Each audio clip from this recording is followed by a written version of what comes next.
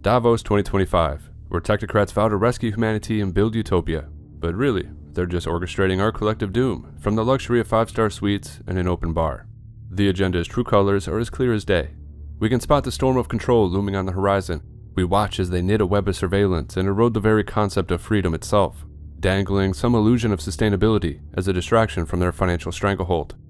Overall, it's pretty easy to see. Yet despite the growing crowd of skeptics, these audacious deceivers remain unfazed. To them, spinning lies is as routine as drawing breath. It's an interesting view inside psychopathy, don't you think? Now it's true, their talking points are as predictable as ever. We've heard them all before, but each one serves a purpose. Remember, it's all about constructing this new world order, more specifically, a new economic order. What does the EU potentially stand to lose ground on in this new world order when it comes to security and artificial intelligence? Sort of where do you worry about potential backsliding, as it were, with the incoming Trump administration sort of having that kind of global influence? To achieve this, you can distill their plan down to a few key narratives and agenda items: climate change, digital ID, CBDCs, censorship, and artificial intelligence. Now, those branch off into a vast array of mechanisms and frequently overlap, but individually, each one serves as a means to nudge the world closer to a total surveillance state and embed us within a global government framework. But it always comes back to those main categories.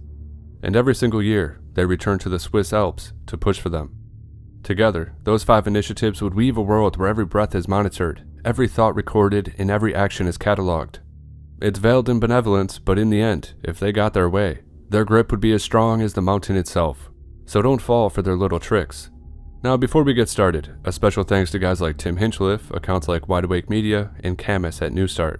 They go through these speeches, make clips of important moments, add subtitles, and really, it just makes all of our lives a hell of a lot easier. And it's really important for them to continue doing what they do, so give them a follow, check out Tim's work at Sociable. You'll find the links in the comments. So why don't we kick things off with climate change and just get it out of the way? Because honestly, it's the most irritating one. The first question we have to ask ourselves is this: why is climate change such a pivotal part of their entire agenda? Well, it has a domino effect across numerous areas. It's essentially the linchpin from which all other authoritarian initiatives stem. It's a sort of anchor for the entire system. First, one of its key features, frankly, comes straight out of the propaganda playbook by Edward Bernays, as it manufactures consent. We've covered this in the last 2 uploads, so I'm not going to go over it again, but check out my video on the experiment of global policy. For the best explanation, we can trace this whole thing right back to the Club of Rome, where it all began. So, they released the Limits to Growth back in 1972. This was the initial blueprint for Agenda 2030. And then as a sequel, they released the first global revolution in 1991, and on page 115, they gave it all away. A sort of elevator pitch for gaining silent dominion over our collective fate. They describe their plan to unite humanity with a common enemy, and that common enemy is humanity itself. In searching for a new enemy to unite us, we came up with the idea that pollution, the threat of global warming, water shortages, famine, and the like would fit the bill. All these dangers are caused by human intervention, and it's only through changed attitudes and behavior that they can be overcome. The real enemy then is humanity itself. End of quote. And as it turns out, that was pretty clever. So many people have swallowed that narrative hook, line, and sinker. They don't even think twice about it. They just believe it all. Everything from overpopulation and viewing humans as a disease on the earth, to carbon taxes and surrendering autonomy. They have convinced them to give up personal agency, to allow politicians to dictate what food you can buy, what media you can engage with, convinced them that free speech is a threat to democracy, and to have security, well, every action should be tracked and monitored by the government. Hell, some of them are even okay with social credit scores. Yeah. People seem to accept all that comes with this digital prison, all because of that climate change narrative. They are the problem, they're told, and if they just give up those freedoms, the weather might improve. Yeah, that's how they coax individuals into a state of de facto servitude. Will own nothing, and you will be happy. Yeah, it's pretty absurd, but that's the reality we're in, for now. This narrative has been effective for a long, long time, for decades upon decades. They've been planting seeds of fear in the public consciousness, warning of an impending global catastrophe. This fear-mongering has led to a populace willing to trade liberty for the illusion of safety and environmental salvation. You see it every day. Individuals willing to give up their future for what's claimed to be the collective good. But in reality, it's not for that at all. It's merely a ruse to make you relinquish all your power to corrupt politicians. Now, I just want to reiterate a few points because the more you think about it, the more absurd it becomes. This idea that human activity is solely to blame for climate change has been used to justify all sorts of intrusive government controls, from dictating dietary choices to monitoring daily activities. The promise of a greener future is dangled like a carrot, convincing many to embrace a life where every aspect, from what you eat to where you go, is under surveillance or regulation. This long-term strategy of fear and control not only shapes public policy, but also molds public perception, making the populace more compliant to these draconian measures. They figured out a long time ago, control energy, control human beings. The Heartland Institute first started to address global warming back in 1993. And back in 1993, we identified that as the mother of all environmental scare tactics. The environmentalists, the left actually, not environmentalists, groups on the left, understood that if you can control energy, you can control human beings. And that's what it was all about. This was a search for a scientific justification for a political agenda that was set well back in the 1960s and the 1970s. Of course, it goes back to the 1930s, and it goes back probably to the dawn of human civilization. But the whole idea is control energy. And if, in fact, the combustion of fossil fuels is having a dangerous impact on climate, you have a recipe for controlling all use of fossil fuels. That's 80–90% of all the energy. If you can control that and shut it down, you can shut down the engines of the world.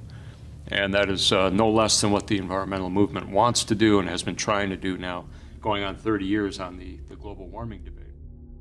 It's the same tired playbook every damn time. It's all, I don't know, it's all so tiresome, isn't it?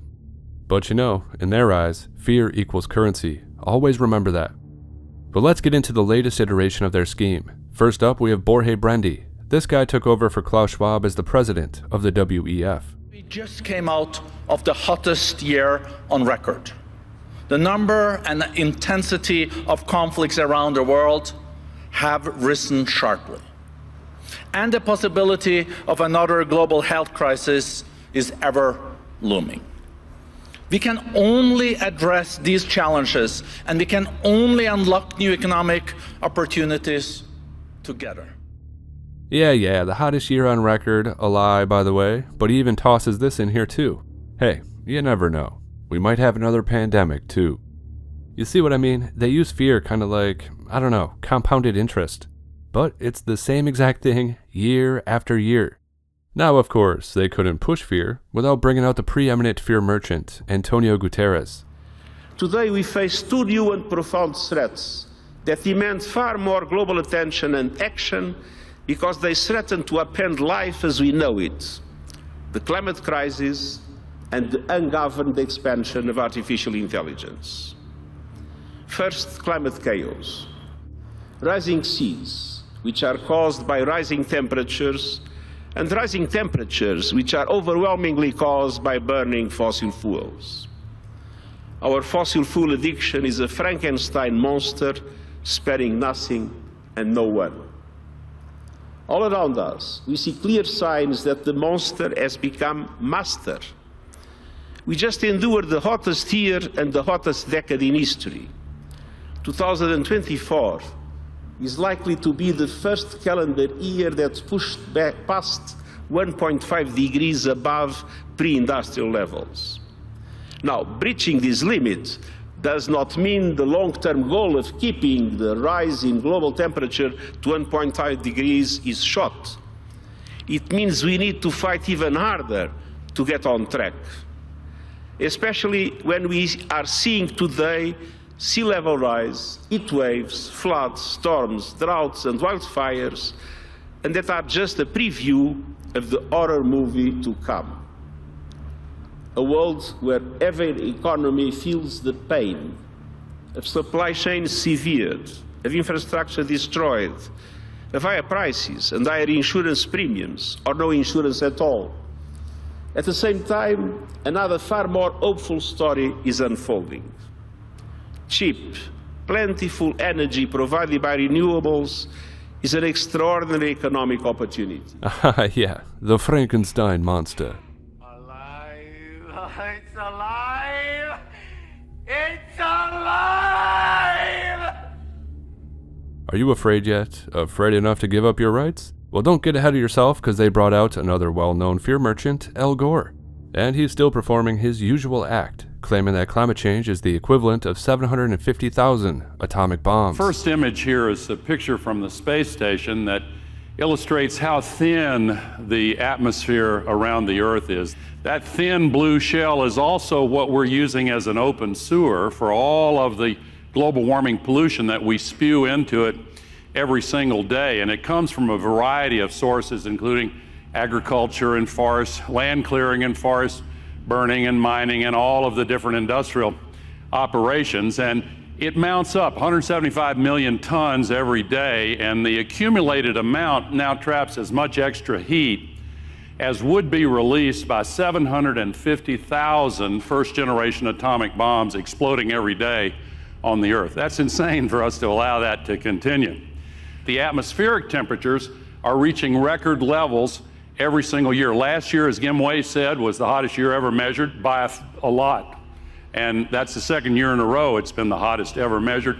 The hottest 10 years have been the last 10 years. And the combination of heat and humidity is making more of the Earth physiologically unlivable for human beings. Relatively small areas are in the unlivable category now, but they're growing. And if we do not start reducing emissions, we could see within 50 years very heavily populated areas becoming physiologically unlivable, with a huge increase in the flow of climate migration across international borders. I mean, even at the end, he sneaks in a justification for open border policies.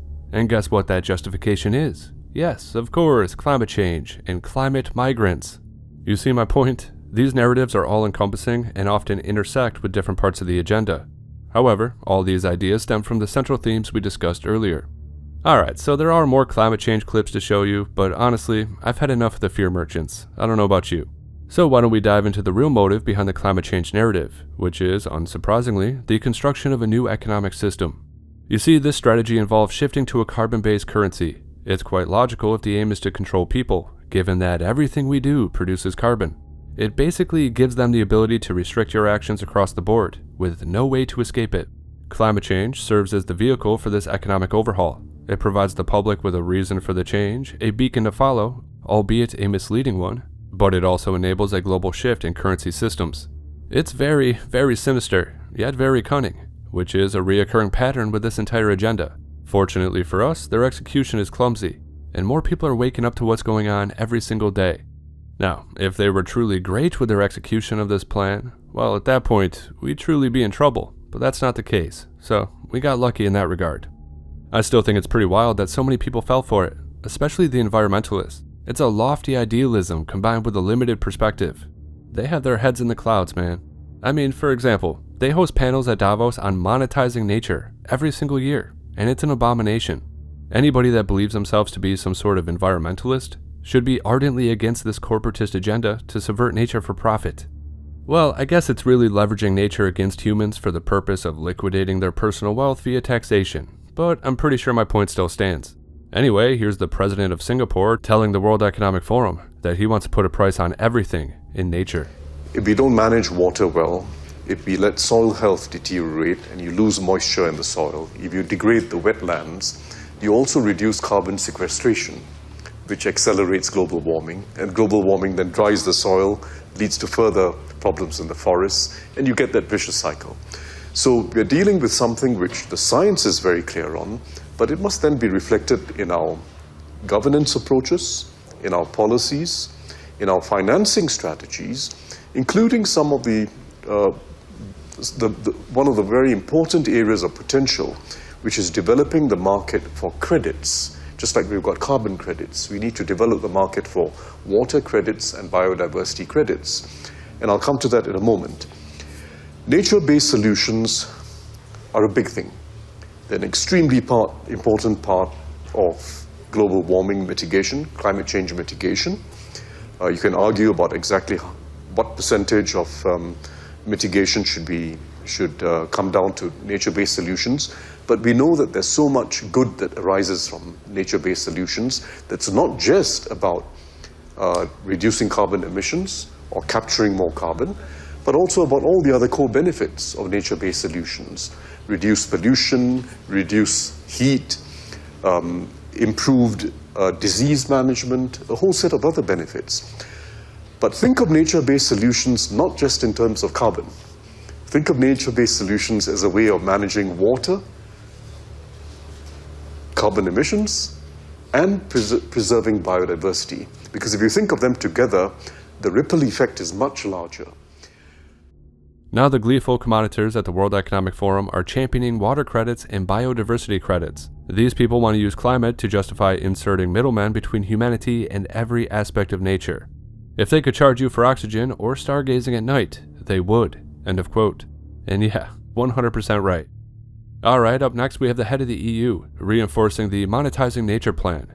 We'll get to the Trump speech at the end, but he did withdraw from the Paris Climate Accords again, and it was a hot topic at this year's event. Ursula von der Leyen was particularly displeased and mentioned it a few times. Ladies and gentlemen, the coming years will be vital, well beyond Europe.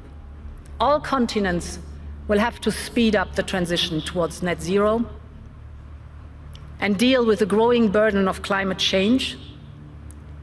Its impact is impossible to ignore. Heat waves across Asia, floods from Brazil to Indonesia, from Africa to Europe, wildfires in Canada, Greece, and California, hurricanes in the US and the Caribbean. Climate change is still on top of the global agenda. From decarbonizing to nature-based solutions, from building a circular economy to developing nature credits, the Paris Agreement continues to be the best hope for all humanity. So Europe will stay the course and keep working with all nations that want to protect nature and stop global warming. Alright, so she says she wants to decarbonize the entire West, she wants nature credits, economic degrowth, and a circular economy. She claims these are the best shot for the quote-unquote global agenda. And the reason? Well, if you put those together, they usher in a new form of government. Have you ever laid your eyes on the proposed global government structure? Well, here it is on the screen. Yep, the one world government, managed by the UN and central banks, with organizations like the WEF and the Council on Foreign Relations near the top. Policy would be rolled out by NGOs and corporations, pretty much exactly what they've been up to for years now. Nations are seen as the policy enforcers, so national sovereignty goes out the window, leaving you at the very, very bottom. Yeah, you're the policy subjects. And as I mentioned, she also brought up the circular economy. And just so you know, that's just a fancy way of saying you'll own nothing and be happy. Yeah, it's all about the renting economy, so no ownership at all. Sounds awful. But that's the gist of it. They're crafting a regulatory noose that chokes off your future, leaving you high and dry. However, did you also catch the part where she outright lied about natural disasters too? Take wildfires for instance. They create a problem through either incompetence or intentional sabotage, and you can decide which camp you're in on that one. However, but then, they leverage those crises to push for absolute control over individuals. It's diabolical. They're even exploiting climate change as a pretext for massive social engineering, nudging the population towards behavioral changes. That brings us to this guy right here, William Marshall, the CEO of Labs, and he wants to invoke behavioral changes in the masses so they fly less and stop eating meat. Also, this is, we can work on the big institutions and we can work on periods of time when we decide, behaviorally, when we decide something is important. We still evidently haven't decided climate is really important. But that's a behavioral shift that could happen very quickly, as has happened on gay rights and women's rights and so many things before. So I think we've got to keep shouting about it until we make those changes. And I think that we could see a big change very quickly in behavior, like flying less or eating less meat and other changes that you can do very simply that have a huge impact on our climate. Now, naturally, none of this applies to the rich because they want to create carbon markets, in which rich people can simply pay a fee directly to the government and continue living their lavish lifestyle. They call it offsetting carbon. It's a classic two-tiered society.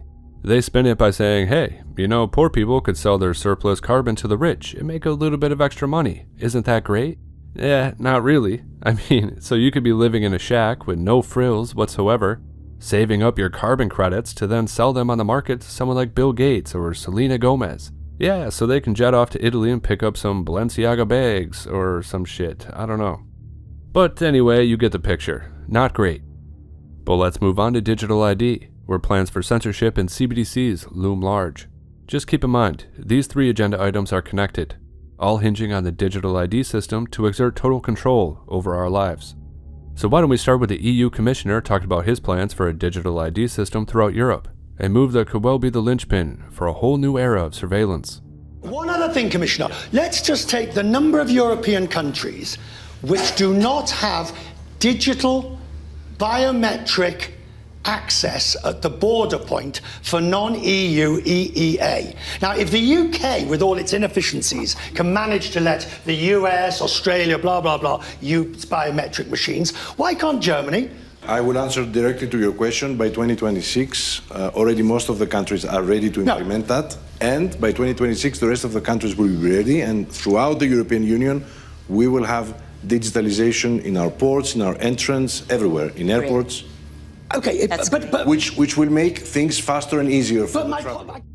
So by 2026, just 1 year from now, they're aiming to have biometric IDs logging your every move at all points of entry, all airports, and undoubtedly all businesses in the future. He sells it under the guise of convenience, but beware, because at some point, the convenience you demanded will become mandatory for everything.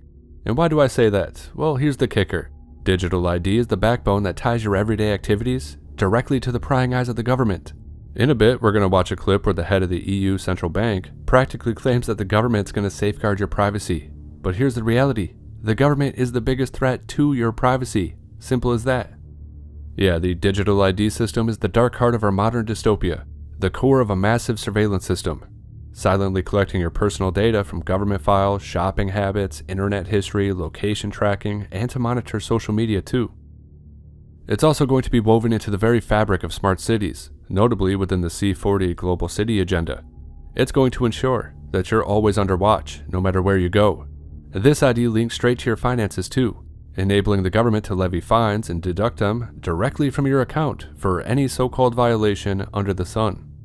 It's basically a digital leash, with the ability to drain money from you at the flick of a switch. It's a chilling prospect, this omnipresent oversight, but I want to focus on censorship for a moment.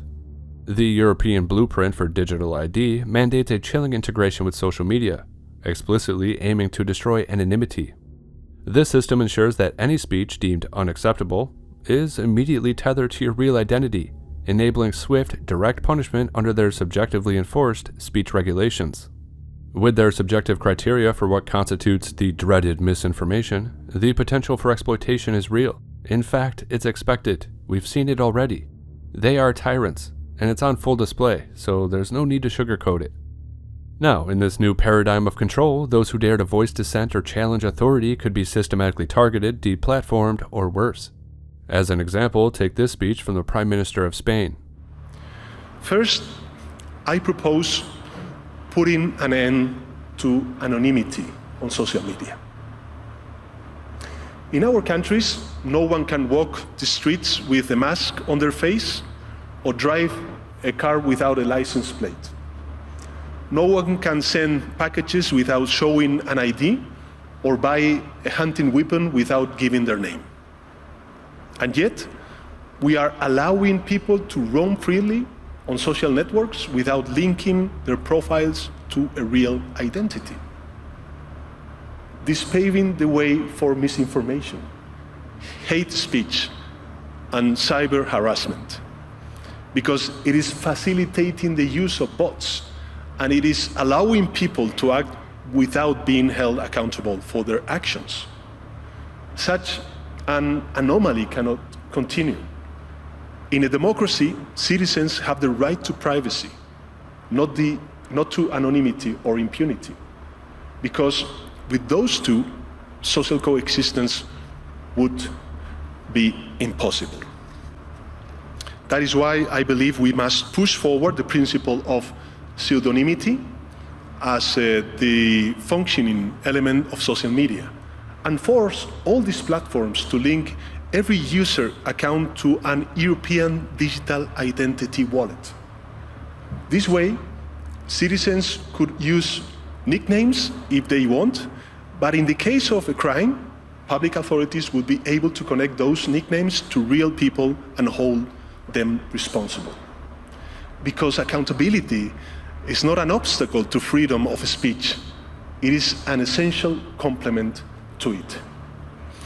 On social media user, or it's much better to say, one social media user, one real ID. This is the only way to really ensure that minors do not access inappropriate content, that people who commit crimes are banned or prosecuted from social networks, and that the millions of fake profiles that exist and influence the public conversation are removed. And I quote, "We are allowing people to roam freely on social networks," end of quote. What a crazy thing to say, man. But I would also like you to remember that digital ID is the first step the Chinese government took to build a social credit system, and Europe is trying to follow suit. It's the same exact playbook. This entire agenda is based upon obedience or compliance, and the punishment is baked into the very foundation of it. But believe it or not, that's just scratching the surface, because it all gets much more sinister when you think about it in terms of the Internet of Bodies or transhumanism. In the end, years and years from now, they want everything connected to a single implantable device that will hold your digital identity, your health data, and your CBDCs. And in turn, your quote-unquote identity will include everything that can be known about you through surveillance via implanted biosensors. Your computer, smartphone, GPS, social media, online searches, purchases, spending habits, all of it. Algorithms are then going to decide what you can and cannot do based on who you are. And the thing is, they might know you better than you know yourself. However, we're not going to get off on a tangent. We have more clips from Davos. Let's move on to the head of the European Central Bank. Recently, she attempted to debunk conspiracy theories about digital ID and CBDCs. So let me show you the clip, and then I'll prove to you she's lying. And if we manage to make sure that privacy is protected, not anonymity, but privacy is protected, and we can address all the conspiracy theory that abounds about this, as if, you know, Big Brother was going to suddenly determine what you buy, when you buy it, and how restricted it should be, then I think it would be characterized as a success. That's how I see it. Let me also maybe give you an idea about the timetable. Because while a lot of work has been done in the last 3 years in terms of exploring, surveying the Europeans and what they want, it's not until later in October that the Governing Council will decide whether we can move ahead with more piloting of the project. And it's not yet out there, because the pilot will probably take us another 2 years at least before it's, you know, the final say by the Governing Council on the basis of the legislative proposal that has been put on the table by the Commission that will come to you, that we will be able to move ahead. So it's taking all that into account and working hard and adjusting to the technologies that will be best conducive to the success that we will move forward with what I personally think should be a key option for Europeans to transact. Yeah, as if Big Brother were going to try to determine what you buy, when you could buy it, or how restricted it should be. End of quote. You know, it's almost comical, because that's precisely what they're doing. They're quite open about it too. First example, here's the head of the IMF discussing how they can track every dollar in circulation. We tend to establish the equivalence with cash, and there is a huge difference there. For example, in cash, we don't know, for example, who's using a $100 bill today. We don't know who is using a 1,000 peso bill today.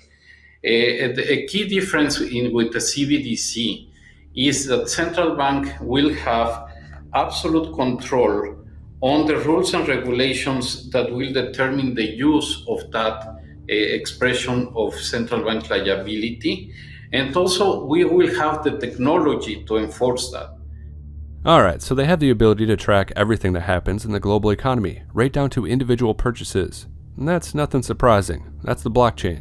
However, the next level of surveillance includes carbon. They aim to monitor carbon emissions on a personal level. To achieve that, they need constant 24/7 surveillance of nearly everything you do. Right? So how are we going to do that? That's like a daunting number, and we've committed to do that. So from a consumer standpoint, that billion consumers, we're developing through technology an ability for consumers to measure their own carbon footprint. What does that mean? That's where are they traveling? How are they traveling? What are they eating? What are they consuming on the platform? So individual carbon footprint tracker. Stay tuned, we don't have it operational yet, but this is something that we're working on. Okay, so how does programmable money tie in with the personal carbon limit? Well, it all comes down to whether or not you've gone over your monthly usage. And if you have, there are two possible case scenarios for that. The most openly talked about penalty for a person going over their individual carbon limit is that they'd simply get charged for doing so. Just the same as what happens to large companies today. Taken too many car trips this month? Or bought a little bit too much meat? In that case, you'd simply get a bill at the end of each month from your government so you can pay the price of being a naughty citizen. As your entire carbon usage would be tracked by a government CBDC, there would be no way to hide how much carbon you've used. And since they now also hold the keys to your money, they won't even need to send you a bill for your excess usage. Potentially, they'll just automatically pull your fine from your bank account. So now let's look at the second option of what could happen if you go over your monthly carbon limit. And potentially this could give your government more ways of controlling your life. And in order to do so, we just have to look at what's happening in China. As we already know, the Chinese government can already take away people's ability to buy certain items through a social credit system linked to their bank account, which is exactly what your government could do as well when a programmable CBDC inevitably comes into play in the West. And it's very possible they could use a CBDC to program your spending if you step outside the limits of your monthly carbon allowance. For example, have you refilled your card too many times already this month? You could find that next time your card simply doesn't work at the pump. Or did you recently fly to the other side of the world to visit your family? Well, until your monthly limit resets, it's possible that you may not be able to buy so-called high carbon food items like coffee, meat, chocolate, or potatoes. Again, this scenario is just theoretical at this point. However, with the power of CBDCs,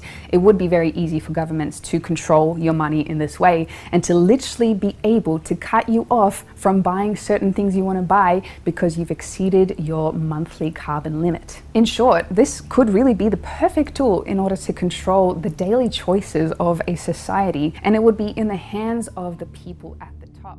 High carbon output equals higher prices, but it also provides them a sort of plausible deniability.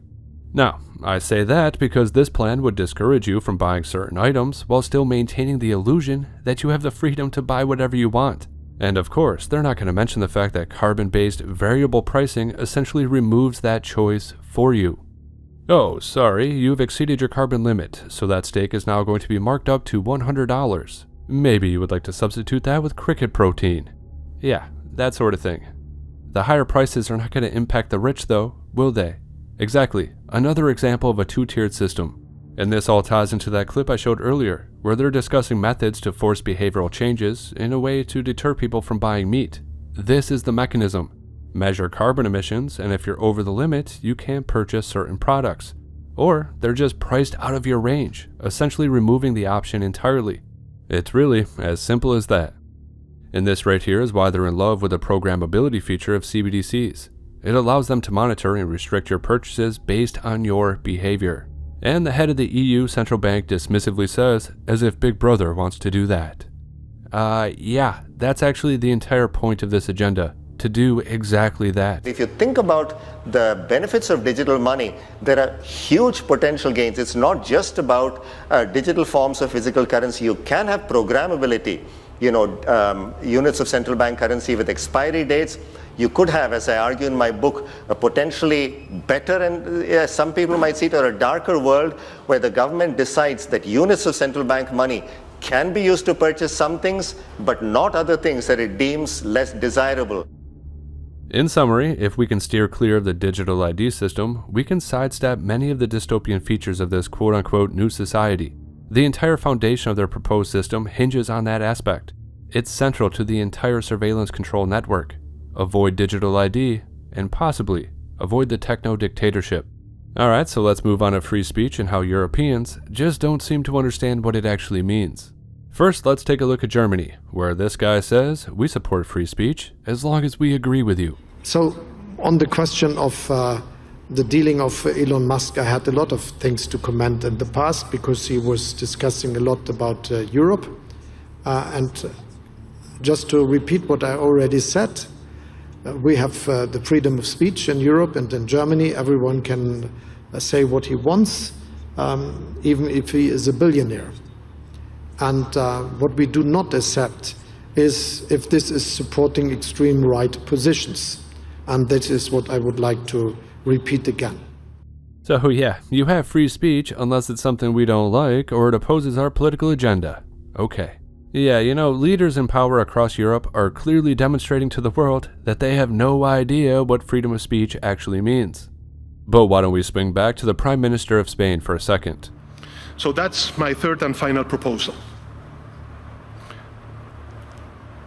That we make sure that social media CEOs are held personally accountable for non-compliance with laws and norms in their platforms, just as it happens in other sectors.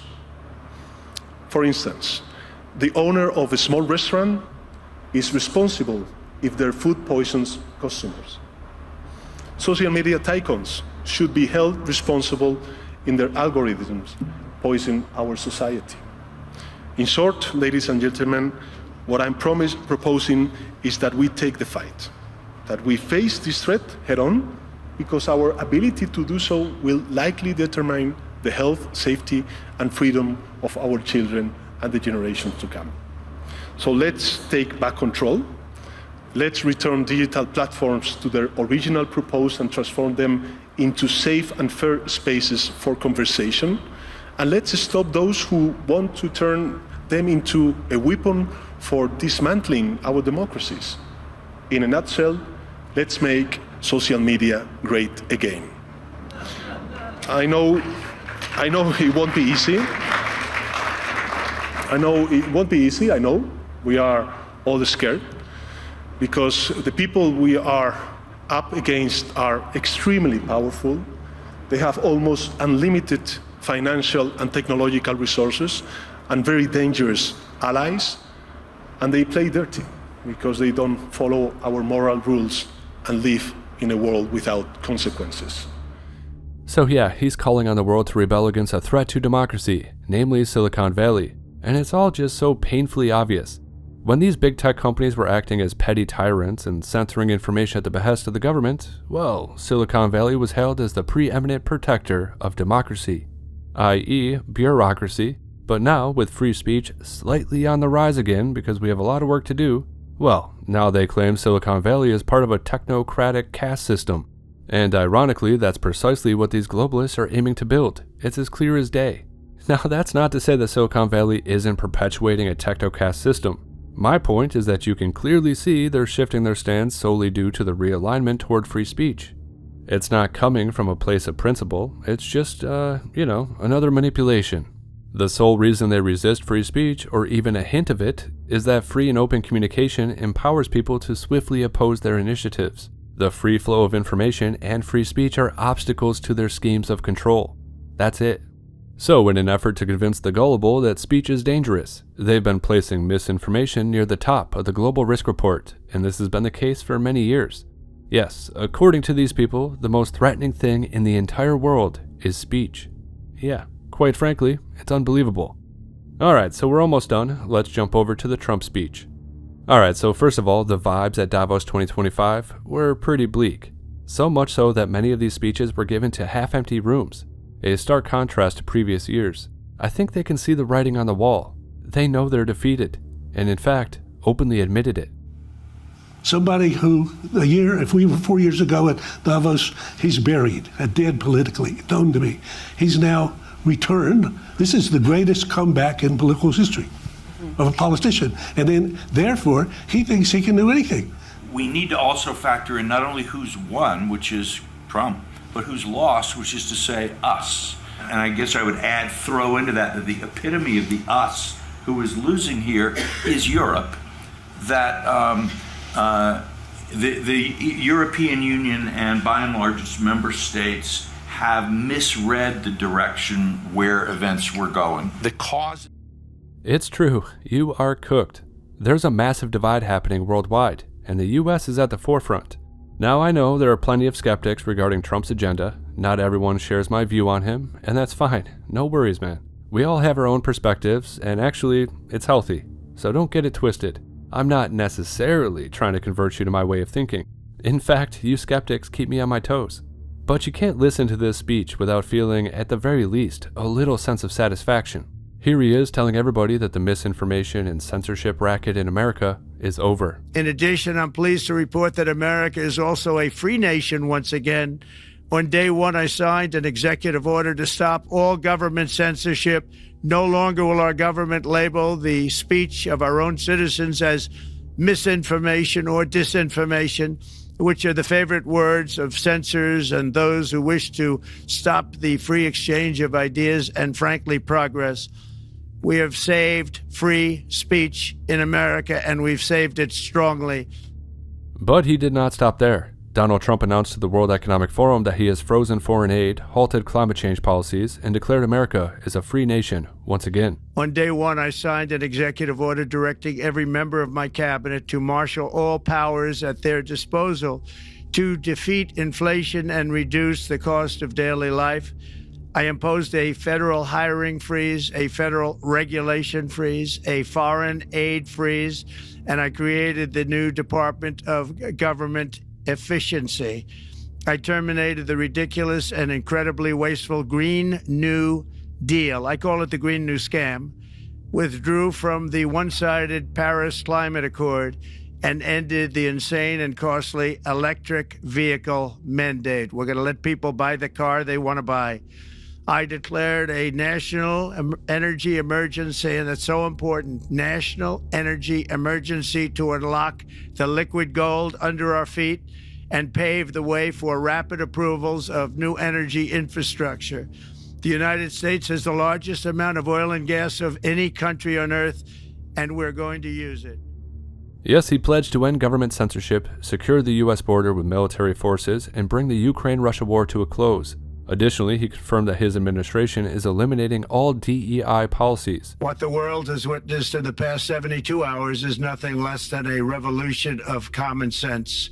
Our country will soon be stronger, wealthier, and more united than ever before, and the entire planet will be more peaceful and prosperous as a result of this incredible momentum and what we're doing and going to do. My administration is acting with unprecedented speed to fix the disasters we've inherited from a totally inept group of people and to solve every single crisis facing our country. This begins with confronting the economic chaos caused by the failed policies of the last administration. And yeah, you can see it on Klaus Schwab's face. He's a bit flustered, wouldn't you say? You know, this whole idea of global government policies like the Paris Climate Accords is inherently anti-American, by definition. The WHO, the UN, the WEF, all of these entities go against the American principle of decentralized government. So I was very happy to hear him withdraw from the Paris Climate Accords and the WHO. But there's more work to be done, don't be mistaken. We have to ensure he doesn't funnel money to Bill Gates and Gavi, and that entire story about OpenAI and Larry Ellison. Well, I'm not a fan, let's just say that. A story for another day, perhaps. I've mentioned this before, but we're essentially creating a control group against the European Agenda 2030. Once the people of the world witness the US ascending to new heights while they're stuck in their economic degrowth scenario, well, it's all going to crumble. They'll see their hefty taxes siphoned off to corrupt bureaucrats, yielding nothing in return. And then, with some poetic justice, the winds of revolution will sweep through Europe. Okay, so it's true, artificial intelligence was another major topic at Davos 2025, but I'm going to do a detailed video on that separately. I've got this idea to cover the emergence of artificial superintelligence and the dead internet theory, which ties in perfectly with what they discussed. So I'll do that in the next week or so, just all in one go. However, to wrap things up, let's focus on the opening statements to Davos 2025, because they're quite revealing.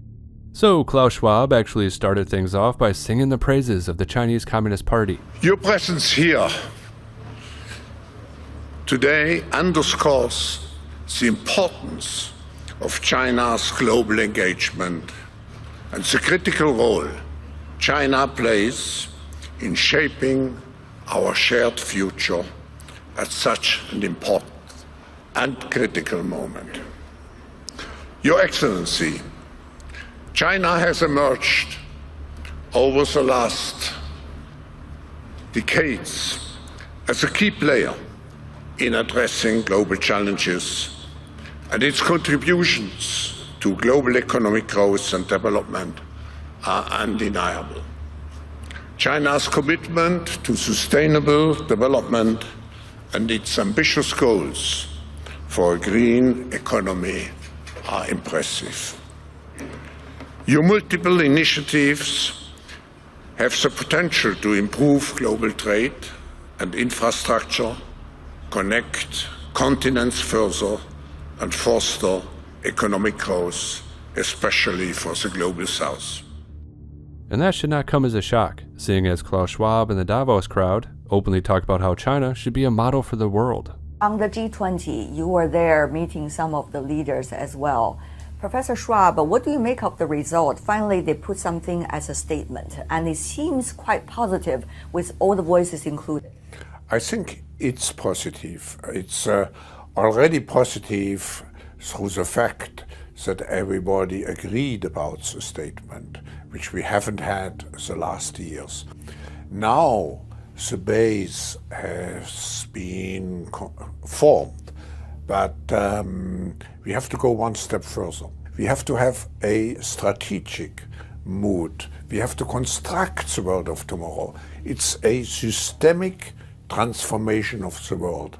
So we have to define how the world should look like, which we want to come out of this transformation period. I respect China's achievements, which are tremendous over the last over 40 years. I think it's a role model for many countries, but I think also we should leave it to each country to make its own decision what system it wants to adopt. And I think we should be very careful in imposing systems.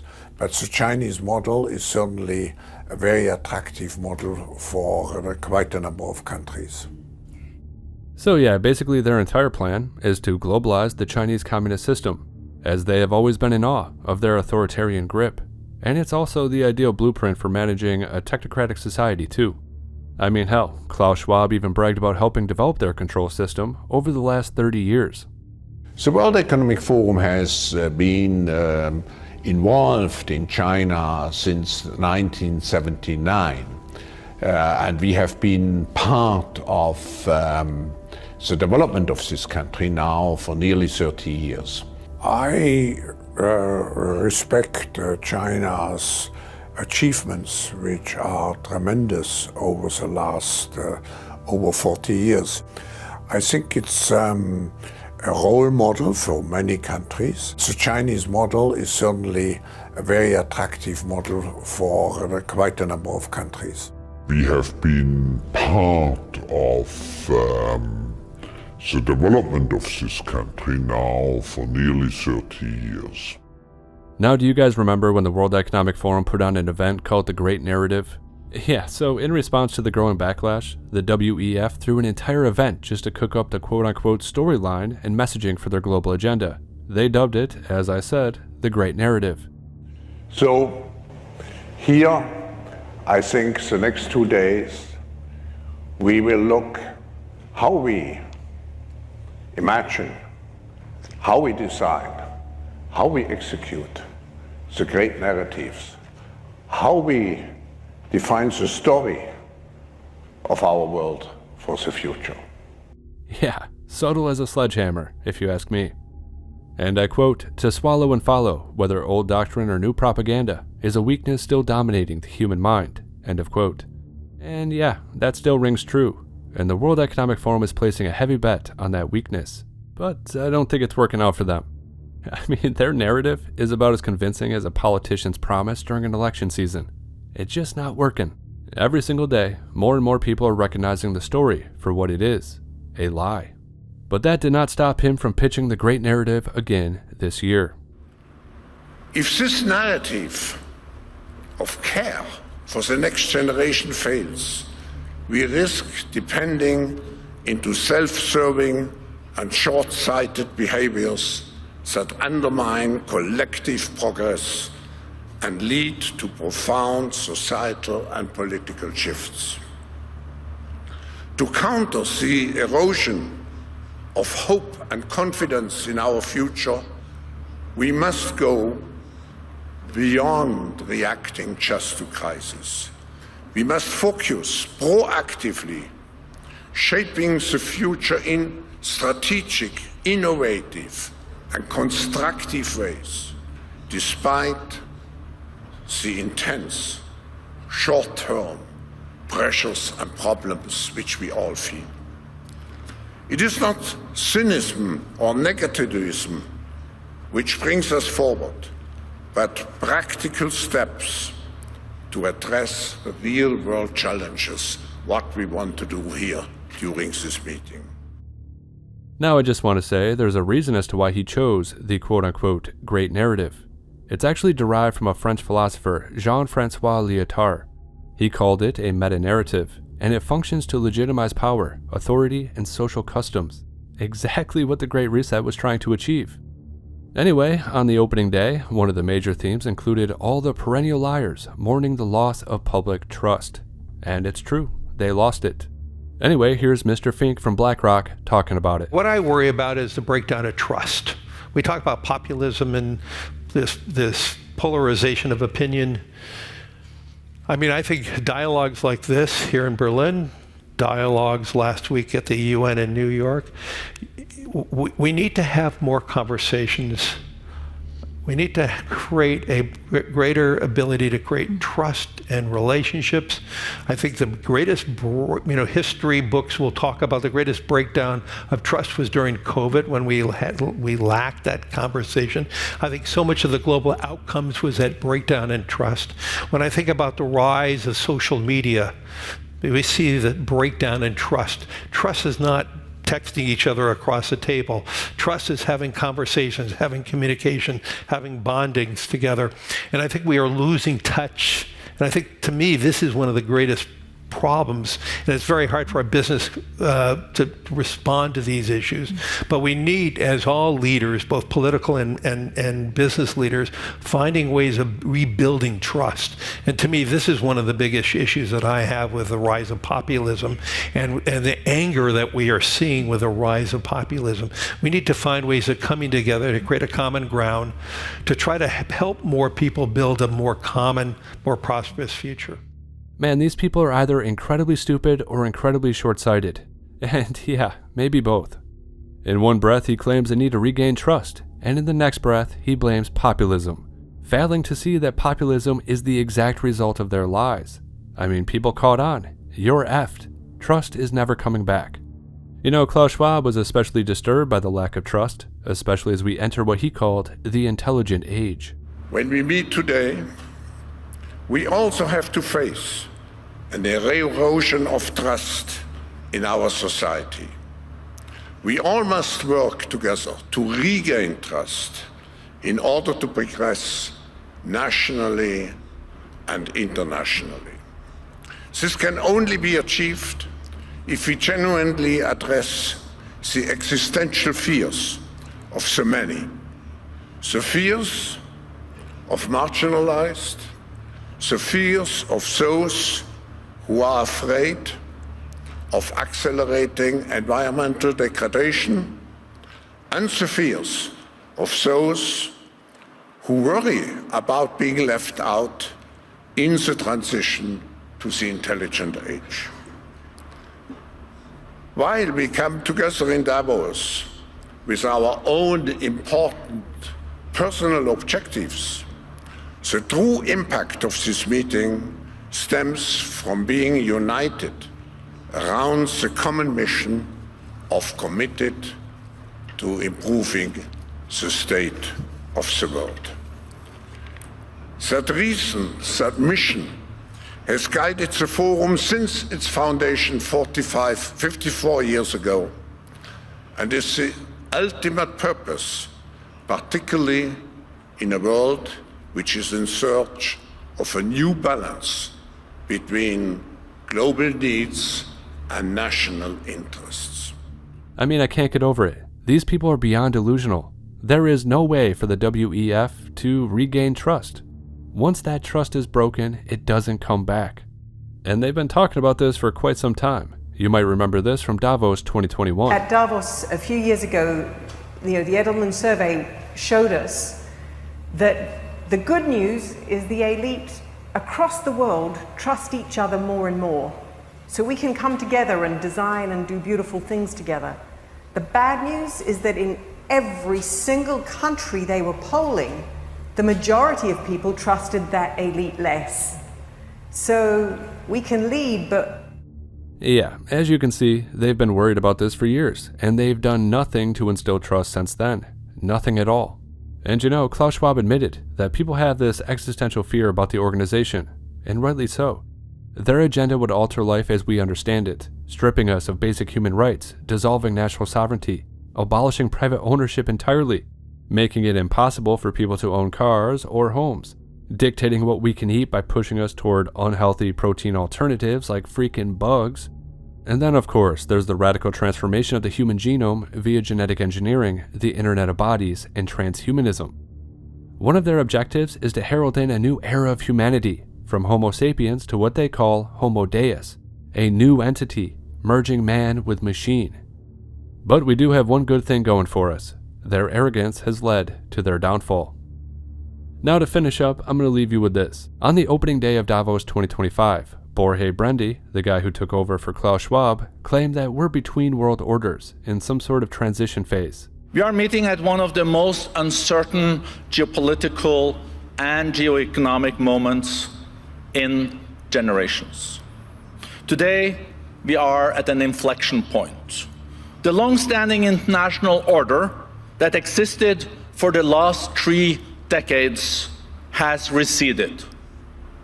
We are now between orders, and the next order has not yet taken shape. But here's the thing with that. I'm optimistic that as we emerge from the old world order, that this quote-unquote new world order will embrace populist and libertarian ideals.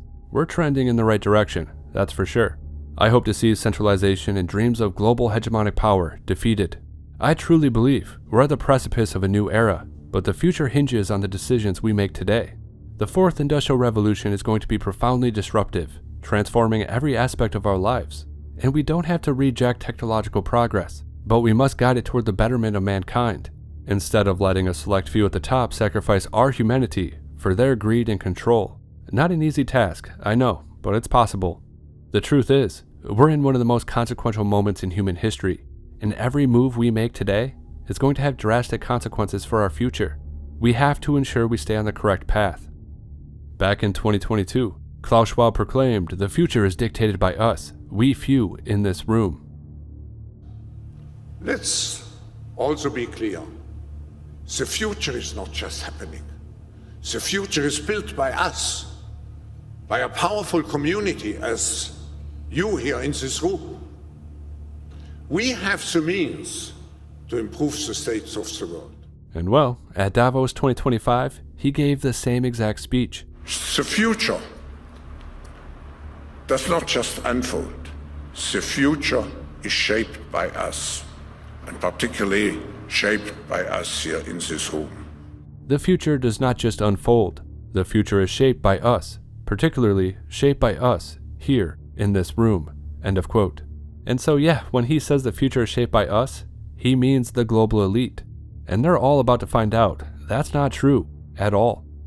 To the contrary, and through evidence, I argue the future is dictated by us, the people.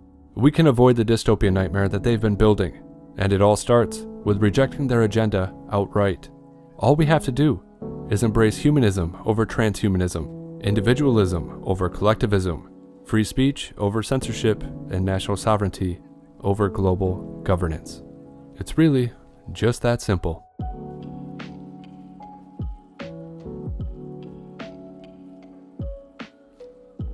Once again, this is HelioWave. If you like the content, like, comment, and subscribe. Share the video if you want to. If you're in a position to, consider subscribing on Locals, or you can use PayPal. As always, make sure you disobey those true fascistas, and yes, I do hope you have a good night.